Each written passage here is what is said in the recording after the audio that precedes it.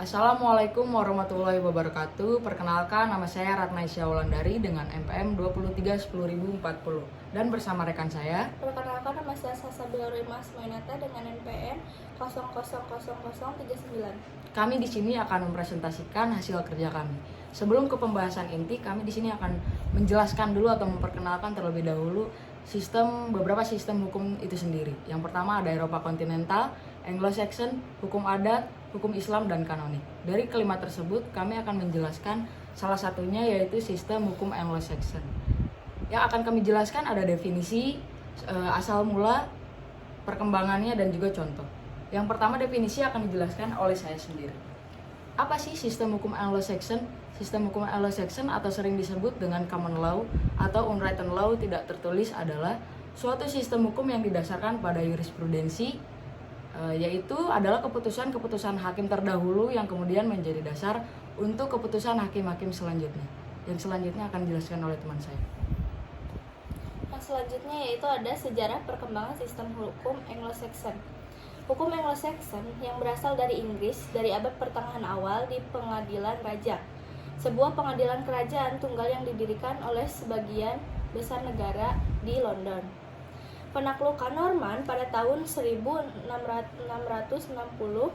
tidak segera mengakhiri Anglo-Saxon, tetapi pada masa pemerintahan kolonial oleh sebagian besar penakluk Norman menghasilkan perubahan. Tanah dipilih untuk bawahan raja feodal. Banyak dari mereka telah bergabung dengan penaklukan.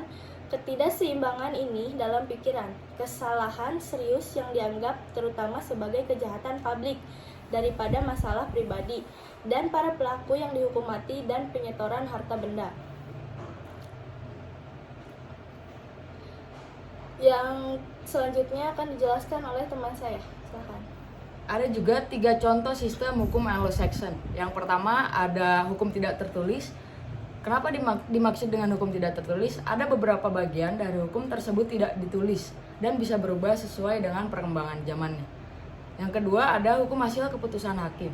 Selain bersumber dari hukum tidak tertulis, sistem hukum Anglo-Saxon juga bersumber dari hasil keputusan hakim yang berbentuk tertulis. Dan yang terakhir, juri pada peradilan. Yang dimaksud dengan juri pada peradilan adalah juri bisa menentukan terdakwa bersalah atau tidak bersalah selain hakim. Yang selanjutnya yaitu ada awal mula masuk ke Indonesia. Awal mula masuk ke Indonesia belum diketahui secara pasti kapan masuknya hukum Anglo-Saxon pertama kali masuk ke Indonesia. Sistem hukum di Indonesia yang berlaku saat ini didasarkan pada asas konkordasi, yang berarti menerima secara sukarela sistem hukum yang berasal dari benua Eropa. Namun Indonesia juga mempunyai berbagai tradisi dalam masyarakatnya, di mana hukum adat berlaku sebagai hukum asli. Selain itu, masuknya ajaran hukum Islam di beberapa daerah juga mempengaruhi hukum adat.